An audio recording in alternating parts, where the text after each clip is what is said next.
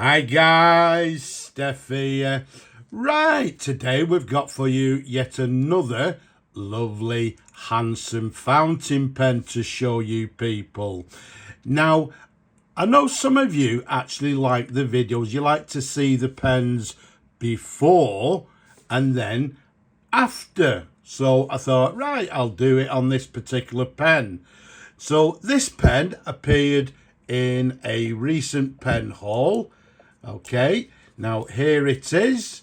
You can see it's a lovely example in red. Now this one was actually ordered or requested from a customer who saw my recent black Parker Maxima. He said, whoa, what a lovely pen. If you get another one, can you please reserve it for me? So there you go. You can see it's got the Parker Maxima Duofold. You can see the nib is a little bit in a state, a little bit dirty there. I think on the back, yeah, you can see dirtiness there. Inside, the sap protector, as in a lot of these pens, you can see is in rather a sorry state. So, you know, the pen itself obviously just needs a little bit of TLC.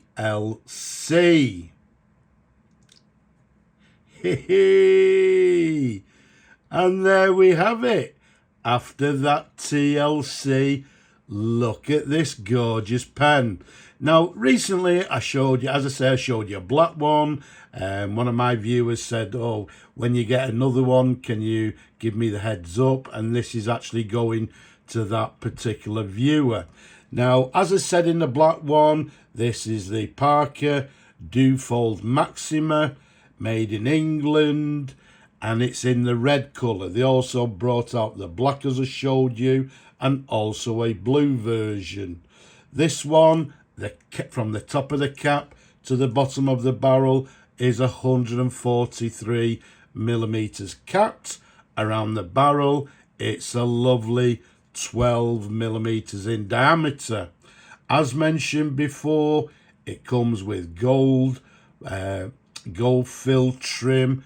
You can see it's got quite a large cap band there with these chevrons running around the cap, as you can see there. Comes with a very recognizable Parker arrow clip, as you can see there. And then to the very top, we've got this matching red jewel to the very top of the pen, as you can see there.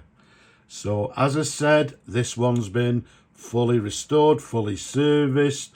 The date of this one, it's got the number 6 on the barrel imprint, which is telling us it's actually the 1960 model. Okay, so all in all, as you can quite clearly see, a superb example. Now it's been fully restored. Let's undo the cap for you. There we go. You can see now the pen is a lot cleaner than it actually was before. So after that TLC, everything is looking tickety-boo. Absolutely lovely. Now, I showed you the inside of the pen, the sap protector. You saw before it was quite dirty. Look at it now.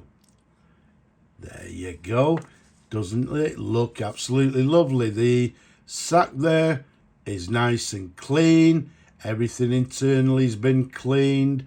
You can see the sap protector now is lovely and clean. It's got the Parker.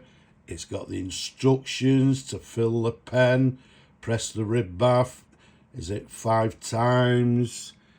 Okay, and then Parker Pen Company, London, England.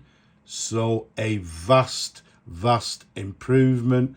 As I said, the sack was quite dirty internally. It's now nice and clean internally, hopefully, as you can see.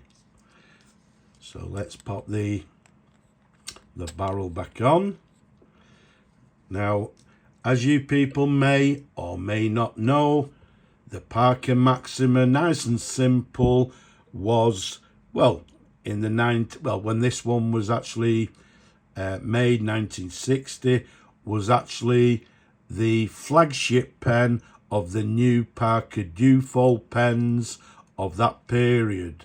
So, you know what, at the time it was the Parker Senior that was discontinued, and they brought out this one, the Parker Maxima Duofold. And what it has is this very iconic nib, as you can see there, which reads 14 carat Parker England, and then to the bottom you can see it's got the number 50, so it's the large number 50 nib. There's a sideways view, there's the feed underneath, lovely and clean, as you can see there. It was really dirty with gunked up ink, so we've cleaned everything and it's looking absolutely gorgeous. You can see actually one of the fins, there you go, you can see one of the fins is slightly broken. That doesn't affect the usage of the pen. It's still a stunning pen. It's quite a common fault on these pens, believe it or not, because the fins are actually quite thin, but it doesn't affect the use of the pen, and in this case I don't think it affects the beauty of the pen either. Okay, so there's the nib again, as I said, the lovely large number 50 nib, and the pen itself is, as we said, a large pen, very comfortable for me to hold with my large hands. Now, because this one will be going in the post on Monday to the new owner, I'm not going to fill the pen. I'm going to leave that pleasure to the new owner. He can decide to put his favourite ink in the pen, but what we'll do, let's just do a dip test. So what we've got is a Parker Duofold Maxima, made in England, and this particular one made 1960s. Writing very nicely. Okay, no flex in the nib, it's a stiff nib as you'd expect from this large number 50 nib, but writing very nicely indeed, as you can see there, with, I would say, maybe a medium line. Very, very nice indeed. Let me just get a little bit of tissue. So we'll give that a wipe. We'll clean the nib after the video.